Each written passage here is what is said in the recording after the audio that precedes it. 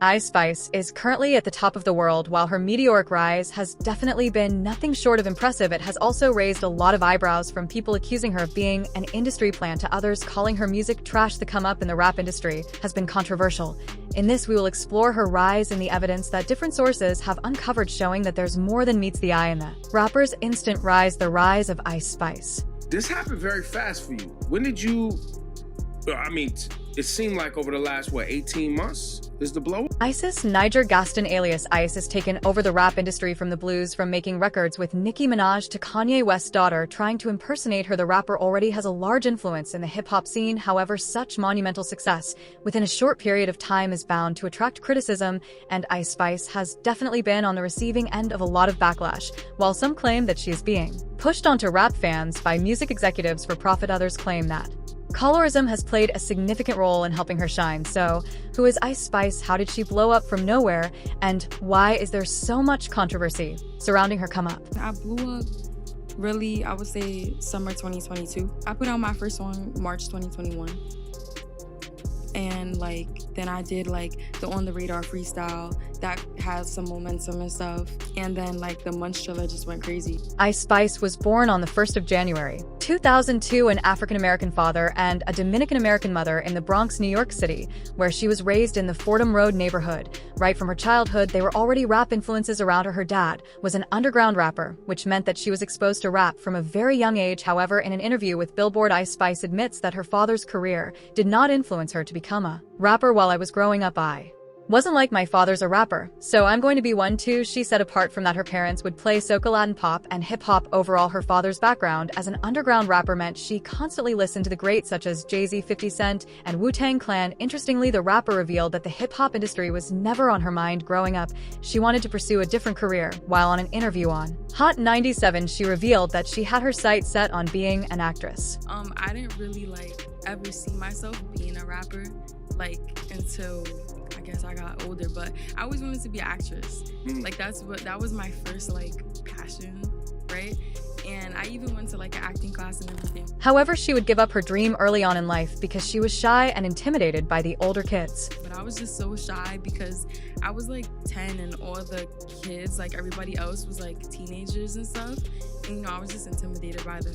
She went to school in the Bronx, and this is where her love for hip-hop started. At age 7, she took a liking to hip-hop after listening to rappers like Lil Kim and Nicki Minaj. As she transitioned from elementary school to Sacred Heart High School, a Catholic high school in Yonkers, she started writing poetry and freestyle raps. She would type out lyrics on her phone while listening to hip-hop instrumentals and rapping out loud. Ice Spice graduated from Sacred Heart High in 2018 and attended State University of New York at Purchase College. She began a course in communications with the hope of getting into broadcast journalism or podcasting. While in college, she would meet a producer through a mutual friend who would go on to change her life in a few short years. This was none other than Riot USA, who was also attending Purchase College. In her sophomore year, Ice Spice dropped out of school. First, she didn't live on campus because it was more feasible that way. The commute to school took a heavy toll on her. Apart from that, she didn't feel like college was the fit for her. In her own words, "I left because I felt like I was in the wrong place." However, she maintained her friendship with Riot USA. I started sending him freestyles to Gully tracks like Chef G's No Suburban. Then Riot cooked up a new instrumental for what would become Ice Spice's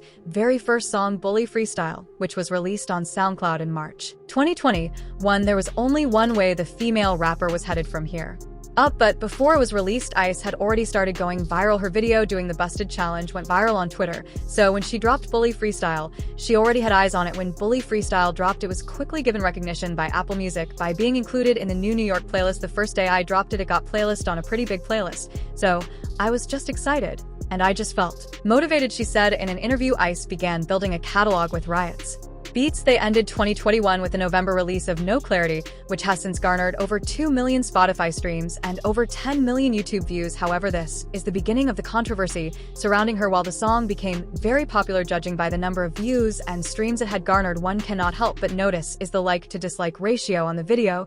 Even the comments seem divided, with some showing her love. One fan said her flows are crazy, really switches it up on every song, while another praised her for being talented, super creative, and putting out good vibes into the world. However, some comments with the most likes made fun of the song and had some pretty harsh words for Ice Spice. "This ain't getting us out the hood, it's moving us across the street," one critic said. "This goes hard when no one's rapping," said another. However, one thing stood out from the comments. It was an observation that fans made concerning the music video. Ice Spice was not afraid to twerk throughout the video, something that would become a prominent feature in her music videos. The song's lyrics mostly talked about being heartbroken, but the video, as people in the comments section noticed, was filled with her twerking. "I never saw someone express so much emotion shaking," one person commented. "No auto-tune, no crazy shenanigans, just straight," said another. This comment garnered more than 30,000 likes and 400 replies. It is widely known that nudity sells almost anything. This is a fact that has been utilized in many industries and advertisement. In most cases, female artists appear in music videos or live performances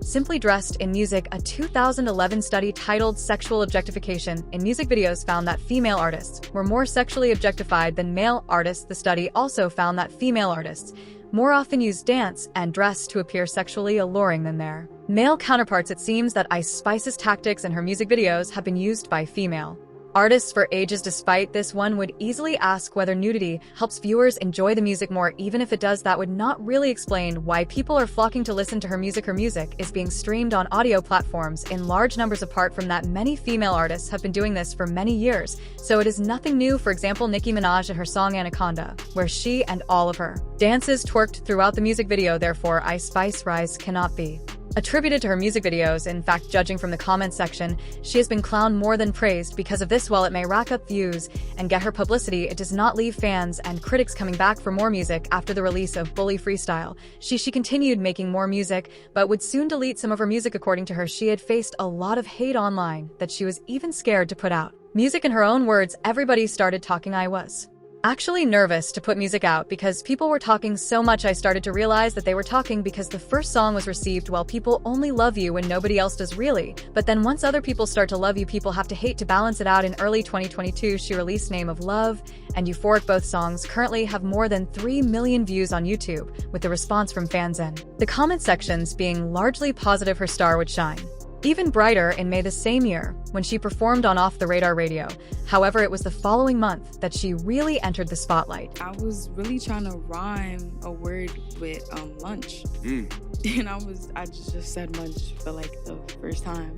That was the origin of the song Munch, a record that put her on everybody's radar when a DM from Drake showing Ice love and promising her to play her record on his radio station Sirius XM was leaked. True to his word, the song was played on radio, helping boost its popularity. It also went viral on Twitter and TikTok and charted on Billboard's Hot R&B and hip-hop songs and bubbling under Hot 100 charts. The song spawned unofficial remixes from artists like Meek Mill, Cali, and Cardi B. Drake did more for Ice Spice as he proceeded to fly her and her team out to Toronto. The two were then spotted at the OVO Fest together. Everyone knew that she was going to be the next big thing since Drake has a team that helps him discover talent. He is also well known for promoting up-and-coming artists. However, there was drama involving Drake and Ice Spice that we will get to, as it has fueled a lot of controversy, with some citing it as evidence that she is an industry plant. While the song gained her massive recognition and was helping her gain massive fame, the reality on the ground was not consistent with her success. The video for the record was posted on World Star Hip Hop's YouTube channel. While the song has an impressive 46 million views, the public sentiment on the song was not very positive. The ratio of likes to dislikes was not very positive for the rapper. The comment section was also very hostile as people continued to clown the song, returning the volume all the way down. With this one comment read, "She never disappoints when it comes to disappointing." Read another. The comment had more than 22,000 likes, showing that many people agreed. Videos on the internet of her performing the song only fueled the hate she got, as people were not really vibing to the song. Were people just hating, or was her music just not what everyone wanted to listen to? Why would big names in the industry continue to push the record even after it got so much hate? Why was she still on the airwaves and even being invited to shows? According to many people on the internet, Ice Spice continued to rise up in the industry because of her marketing and branding, while others thought it was because of her skin color. However, some went as far as to claim that she was nothing but an industry plan. One thing is for sure, Ice Spice is not a one-hit wonder, as she has gone on to make music with Nicki Minaj and even Taylor Swift. The marketing and branding surrounding Ice Spice can be described as a masterclass that fans couldn't help but notice. But before looking at her branding and marketing, let's look at the man behind it all. Her manager, James Roseman Jr. Roseman Jr. is not new to the music industry, as he grew up in a family that dealt with managing celebrities. His father was the famous James Roseman, often known as Jimmy Henchman. He is well known for managing Mike Tyson and founding Henchman in 1996. The company that would later become the rap management company, Czar Entertainment. Jimmy Henchman was the CEO of Czar when it managed legendary artists, such as The Game, Sean Kingston, Brandy, Gucci Mane, and Akon. However, on October 25, 2013, Roseman was sentenced to life imprisonment for drug trafficking, obstruction of justice, firearms violation, and other financial crimes associated with his position as head of a multi-million-dollar transnational cocaine-selling organization, as you can see, Ice Spices. Manager Roseman Jr. knows a thing or two about managing artists. Rumor has it that he had discovered Ice long before she had blown up and helped groom her for success through genius marketing. There's also wide speculation, as we will see, that she had already signed for 10K projects and Capitol Records even before Munch dropped, and only brought the deal to light after the record dropped to make it look like her musical success had helped her get the deal. Ice's brand is simple and can easily be identified, and one of the most notable aspects of her brand is of course her image. It is difficult not to notice her curly red afro. She has rocked this look in almost all of her music, making it her own. Apart from that, it is unique as no one else is rocking it. It makes her stand out, and she actually looks good in it. Anyone who tries to pull it off is quickly compared to Ice Spice. Even Kanye West's daughter rocked the curly red afro. Her jewelry has also been a unique aspect of her image. While most rappers rock normal chains and rings, some have tapped into the genius of wearing jewelry that complements their brand. For example, King Von was well known because he was from A Block, a housing project in the 6400 block of South Drive. Martin Luther King Jr. Von rapped about A Block and even had A Block chains to match what his music was all about. Just like Von, Ice Spice has a chain that is unique only to her. Sources claim that the custom diamond piece and chain cost the rapper $100,000. The custom piece, which features an animated version of Ice Spice's face complete with curly afro covered in diamonds, looks perfect on Ice Spice and easily makes her stand out well. All the effort that her team has put has paid off. In January 2023, the rapper dropped her first EP titled Like. Pitchfork rated the EP 7.6, which is pretty good. In February, Ice Spice collaborated with Lil Che on the tribute single Gangsta Boot, which became her first song on the Billboard Hot 100 at number 82. In the same month, the remix of singer Pink Panther's song Boy Is a Liar Part 2 featuring Ice Spice was released and peaked at number 3 on the Billboard Hot 100, the highest charting position to this day. In April, she released the remix of Princess Diana with Nicki Minaj. The song peaked at number 4 on the Hot 100, earning Ice Spice her second top 10 hit on the chart. She was not done yet, as she was featured in Taylor Swift's remix of Karma. The record peaked at number 2 on the Hot 100, making Ice Spice the artist with the most Hot 100 top 5 singles in 2023. This was truly her breakout year. With all this success, people have obviously started having doubts as to whether her growth has been organic. So what has made people question her authenticity? What has led people to believe that Ice Spice is an industry plant? Well, fans have connected the dots on several incidents that may seem like coincidences, but may point to the rapper having the backing of the industry machine from the very beginning. The secrets behind Ice Spice's ride, while her branding and marketing are undeniably good, there are some incidents that have led many to question Ice Spice's authenticity. Apart from widespread hate that some of her songs received online, she seemed to have the support of the industry regardless. For example, Pitchfork rated her EP 7.6. In comparison, the same news source rated Kanye West's Standa at 6, while 50 Cent's Get Rich or Die Trying at 7. Remember, Get Rich or Die Tryin' sold 12 million copies worldwide and was well received by fans. Donda also did well as it debuted at number 1 on the US Billboard 200 after a 5-day period of tracking with 309,000 album equivalent units. The album equivalent units also set a record for the highest number in 2021. Ice Spice's EP, on the other hand, did not receive such reception. According to popular hip-hop commentator, the EP did 15,000 in its first week. One may argue that it was her first project and that it only had 6 tracks. However, you must remember that her songs had amassed more than 50 million plays on Spotify, meaning that she had a favorably large audience. Apart from that, it seems she got her big collabs with big industry names after her EP's success, or at least that is what it was made to look like. However, EP sales comparisons and sales aside, there have been other things that people have pointed out that have made Ice look like she was planted by the music industry instead of growing authentically. One of the most obvious was the quality of her work. It is interesting to note that when artists start to break out, a lot of their music is often low budget since they are independent and trying to break into the industry as they grow and become successful, or are assigned to a label. Their music especially their music videos, becomes high budget for Ice Spice. Her videos have always been high quality and high budget from the very start. It's as if she had some mad money behind her all this time. Apart from that, it is hard not to notice the people around Ice Spice. From the beginning, we have already looked at her manager Roseman Jr. and his connections to the music industry. However, it is also important to look at her producer Riot USA, although it is widely known that the two met through a mutual friend while in college. Questions still linger as to how Riot was able to make a megastar out of Ice Spice while he was still a college student. Well, it turns out that just like Ice Spice's manager, Riot was already well connected within the music industry. Riot USA is the son of the iconic DJ Aina. The DJ is best known for being the Notorious Big's official road DJ. Even more impressive is the fact that he was instrumental in helping break acts such as 50 Cent, Kanye West, and future DJ Enough has also worked for popular radio station Hot 97 since the 90s and also works as Hot 97's mix show coordinator. This means that he picks or decides what music is played on the radio. In fact, it wouldn't be a surprise to find that Ice's producer used his father's connections to land the rapper an interview on Hot 97 right after her EP dropped. It would also be no surprise to find that both Roseman Jr. and Riot used their connections to get her signed to 10K Projects and Capitol Records even before she blew up. Remember, Drake had flown her and her team out to Toronto after dropping Munch. The two were then spotted at the OVO Fest together. Everyone was certain that she would be signed to Drake's OVO Sound Records. However, there was trouble in paradise, as it was soon discovered that Drake had unfollowed Ice Spice on Instagram. It's been speculated that Drake unfollowed you afterwards. Do you want to tell us some tea on that? He did. I don't know why, though. Drake further fueled a rift between the two after he dropped the track Back Outside Boys. In the song, Drake raps, "She attend trying to rap, it's good on me." There was wide speculation that the dig was towards Ice Spice. The female rapper seemed to confirm that the disc was directed at her, as she took to Twitter to respond shortly after the track dropped. "At least I'm a 10," she tweeted.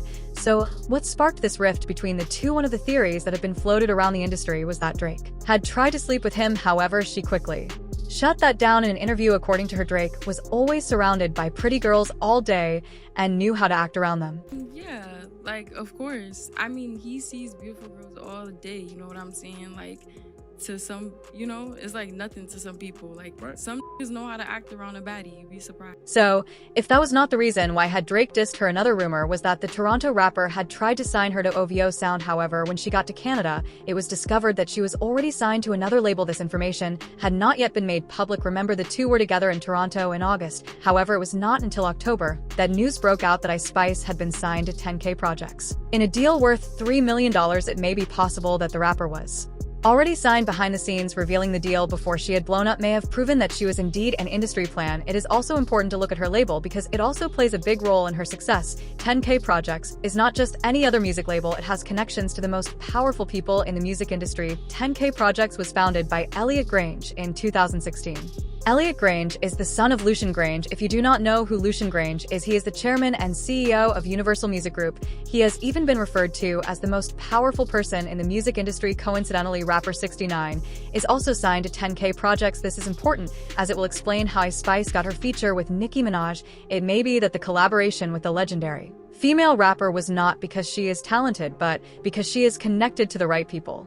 After 6ix9ine was released from jail after his snitching case, the first artist who he collaborated with was Nicki Minaj. This was in an attempt to revive his career after he had earned the label Rad in the hip-hop industry. Daniel Hernandez, alias 69, has become famous for his long, colorful hair and numerous tattoos on his face and body. Apart from that, he became infamous after he snitched on himself and later on his fellow gang members on the 18th of November, 2018. 6ix9ine and 4 other associates were arrested and charged with federal RICO and firearms charges, including conspiracy to commit murder and armed robbery. The rapper and his co-defendants faced up to life in prison. He was allegedly part of a violent sect of the Bloods known as the 9 Trade Gangsters. Although he had first pleaded not guilty, he soon changed his tune and cooperated with the authorities. The rapper snitched on himself by confessing that he had tried to have a fellow rapper killed. He admitted that after beefing with Chief Keef on social media, he offered $20,000 to kin to Mackenzie, a 9 Trade gangster, to carry out the shooting. Mackenzie carried out the attack outside the W Hotel in Manhattan. Fortunately, no one was injured after the shooting. Mackenzie allegedly met with 6ix9ine and Shawty, settling for a payment of $10,000 for the attack. The rapper's lyrics were particularly of interest to authorities even before the gang was taken down. According to authorities, his music